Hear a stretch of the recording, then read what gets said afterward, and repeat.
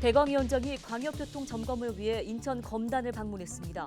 대광위원장은 김포시와 인천시가 함께 논의 중인 서울 지하철 5호선 연장 노선을 8월 중에 결정할 계획이라고 밝혔습니다. 부천시가 공청회를 열고 2040 부천 도시계획을 발표했습니다. 부천시는 1개의 도심과 3개의 부도심, 3개 지구 중심으로 공간 구조를 나누고 인구도 89만 명 가까이 끌어올리기로 했습니다. 지역 소멸을 막아라 케이블 TV 공동기획 보도. 오늘은 지역 화폐 예산이 줄어들면서 위기를 맞고 있는 공공 배달 앱을 조명했습니다. 인천시가 공동주택 품질 점검을 기존 1회에서 3회로 확대하는 내용으로 인천시 공동주택 품질 점검단 설치 및 운영 조례를 개정하기로 했습니다.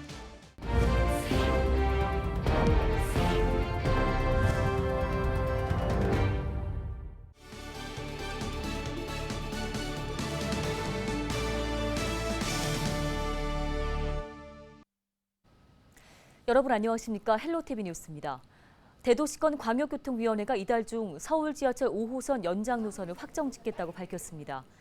강희엽 대광위 위원장은 8일 인천 검단 지역 광역교통을 점검한 뒤에 5호선 연장과 관련해 지자체 간 노선 협의가 어려운 상황이라며 지자체가 대광위에 노선 중재를 위임하는 것이 현실적인 방안이라고 이야기했습니다.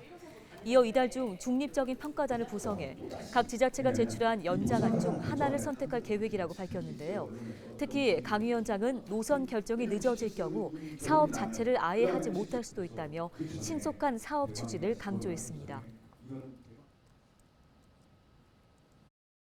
내년으로 넘어가면 이제 GTX-D 서부권 광역철도의 예타 결과가 어느 정도 나올 거 아니에요.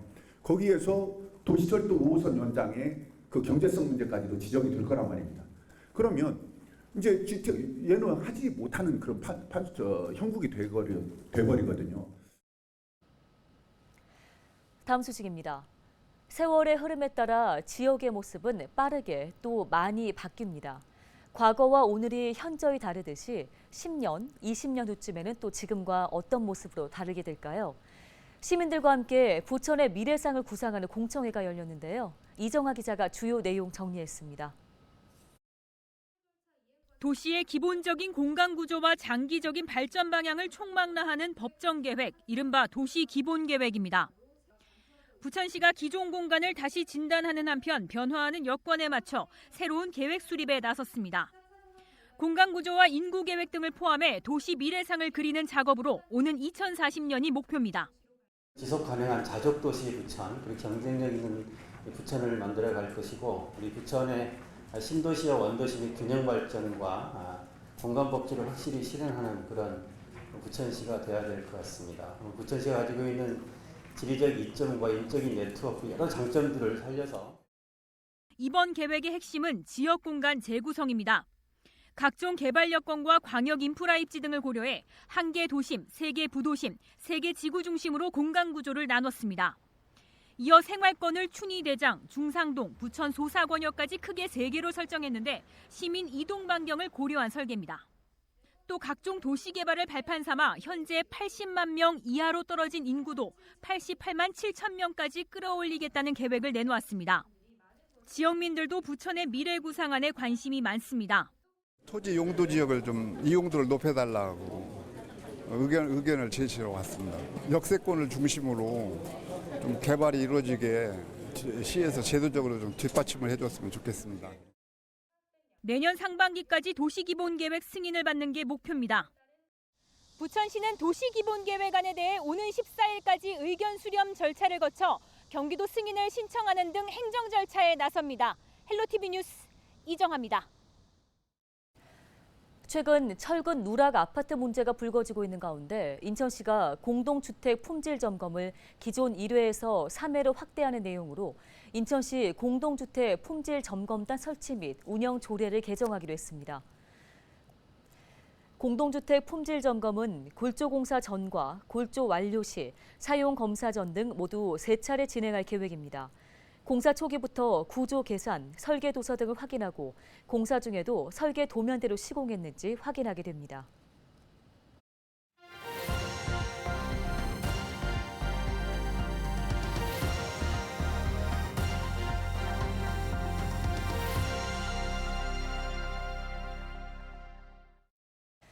지역 소멸을 막아라 케이블 TV 공동 기획 보도 순서입니다.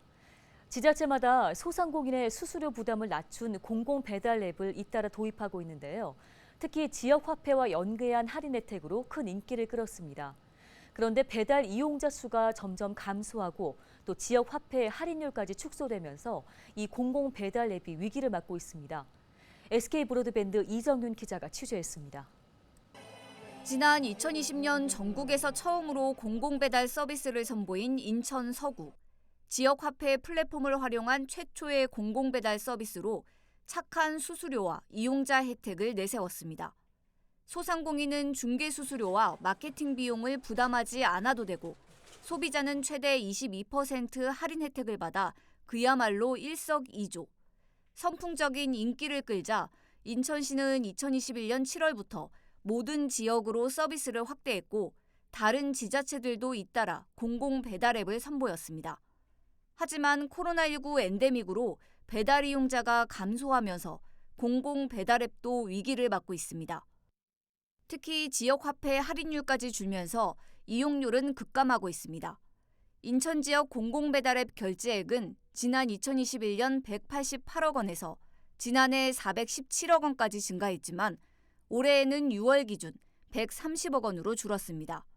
신규 가맹점도 2021년 7,876곳에서 지난해 2,309곳, 올해는 307곳에 불과합니다.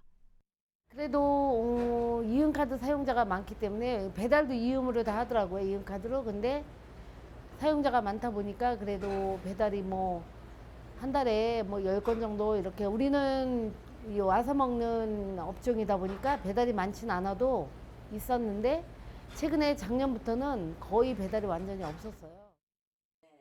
전문가들은 애초부터 지역 화폐와 연계한 공공 배달 앱은 한계가 있다고 지적합니다. 지역 화폐 혜택이 축소되면 이용률은 떨어질 수밖에 없다는 겁니다. 코로나 기간 동안에는 그 사회 활동이 제한되기 때문에 나오기가 어려웠잖아요. 그렇기 때문에 이제 배달을 통해서 음식을 시켜 먹을 수밖에 없었던 거죠. 그런데 이제 지금 엔데믹이 된 가운데서 굳이 배달비를 추가로 지불하면서까지 배달 앱을 이용해야 되느냐. 그런 문제가 있고 또 지역 화폐의 인센티브가 없어졌을 때 과연 공공 배달 앱 자체로 경쟁력을 갖고 있냐. 착한 수수료를 내세워 전국에서 우후죽순 도입한 공공 배달 앱. 하지만 사업 1, 2년 만에 서비스를 중단하는 지자체가 늘고 있습니다. 민간 배달 앱보다 경쟁력이 떨어지고 배달 시장 규모가 줄어들고 있는 만큼 공공 배달 앱에 대한 면밀한 진단이 필요합니다. BTV 뉴스 이정윤입니다.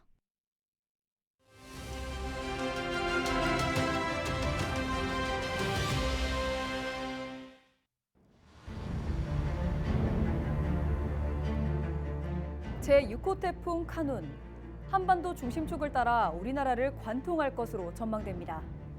한반도를 집어삼킬 기세로 북상 중인 카눈, 2012년 가을 태풍 산바와 경로가 유사한데요. 당시 태풍 산바가 한반도를 훑고 소멸할 때까지 2명이 사망하고 1,000명이 넘는 이재민이 발생했었죠. 50만 가구는 정전 피해를 입어 큰 불편을 겪었는데요. 피해액만 무려 3,600억 원에 달했습니다. 그런데 이 태풍 카눈, 산바보다 더 큰 파괴력을 가질 것으로 보입니다. 해수면의 온도가 높을 경우 수증기가 더 많이 증발해 태풍에 에너지를 공급하는 것으로 알려져 있는데요. 현재 태풍의 통로가 될 남해안의 수온이 평년보다 1, 2도 높기 때문입니다. 태풍 카눈의 8일 기준 현재 위력 강입니다. 기차가 탈선할 수 있는 수준인데요. 12일 태풍이 완전히 소멸할 때까지 강한 바람과 많은 비가 예상됩니다.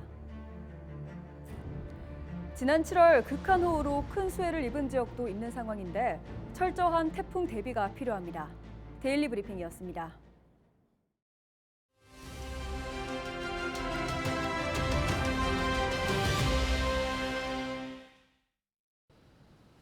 네, 오는 10일 6호 태풍 카눈이 우리나라에 상륙할 것으로 보입니다. 태풍 대비가 필요한 상황인데요.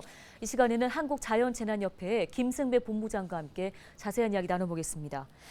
자, 본부장님, 현재 태풍이 10일 오전에 우리나라에 상륙할 것으로 보입니다. 그렇다면 수도권에는 언제쯤 영향을 미치게 될까요? 수도권에는 그러니까 이 6호 태풍 카눈이 8월 10일 오전에 우리나라 남해안에 상륙을 할 것으로 보입니다.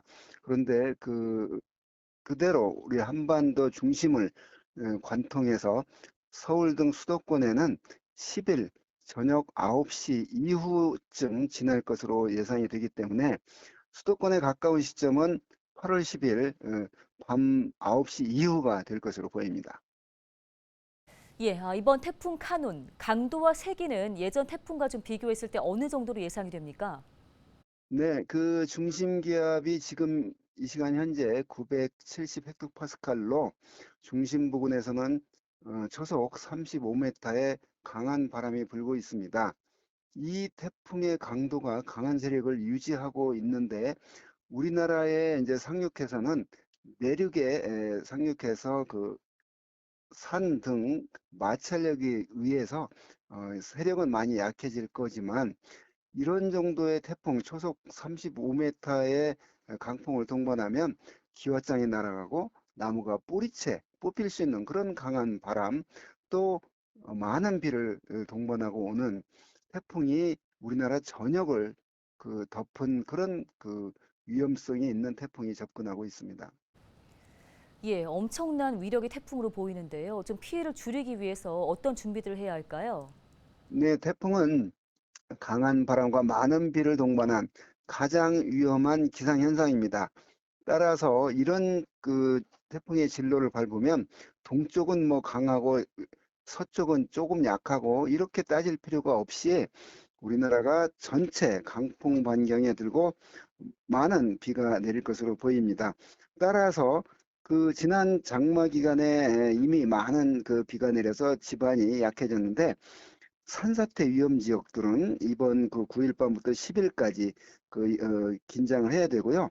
또 강한 바람이 불기 때문에 뭐 바닷가에 배들은 당연히 단단히 정박을 해놨을 것으로 예상을 합니다.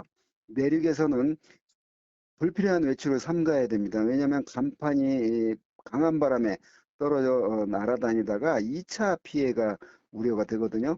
그래서 강한 바람과 많은 비가 올 때 어떻게 해야 될지를 상식적으로 생각해서 잘 대처해 큰 피해가 없도록 만전을 기해야 되겠습니다.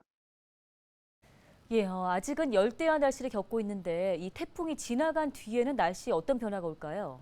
그렇습니다. 이 태풍이 지난 한 이틀 정도는 강한 바람과 많은 비로 인해서 일시 폭염이 주춤하겠지만 11일 오전에 이 태풍이 북한으로 진행한 뒤 중국 대륙으로 멀어지게 진 뒤에 바로 또다시 무더운 공기가 우리나라를 덮기 때문에 다시 12일부터는 낮 최고 기온이 33도 이상인 그런 폭염특보가 다시 내려져서 적어도 10일 이후 한 열흘 정도는 지속될 것으로 전망을 합니다. 네, 알겠습니다. 오늘 말씀 여기까지 듣겠습니다. 지금까지 김승배 한국자연재난협회 본부장이었습니다.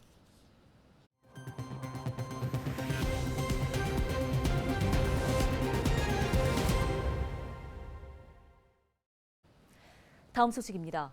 인천시가 최근 일본 후쿠시마 원전 오염수 바다 방류 결정과 관련해 시민의 불안을 최소화하기 위해 수산물 원산지 표시 특별 단속에 나섭니다. 인천시 특별사법경찰은 8월 14일부터 3주간 수입 수산물 유통업체와 도소매 판매업소를 대상으로 원산지 거짓 표시 등 불법 행위를 집중 단속할 계획입니다. 일본산 수산물을 국산으로 속여파는 행위를 막기 위해서 어시장과 전통시장, 일반 음식점, 수산물 판매업소 등지에 원산지 거짓 표시와 미표시 행위를 중점 점검할 예정입니다.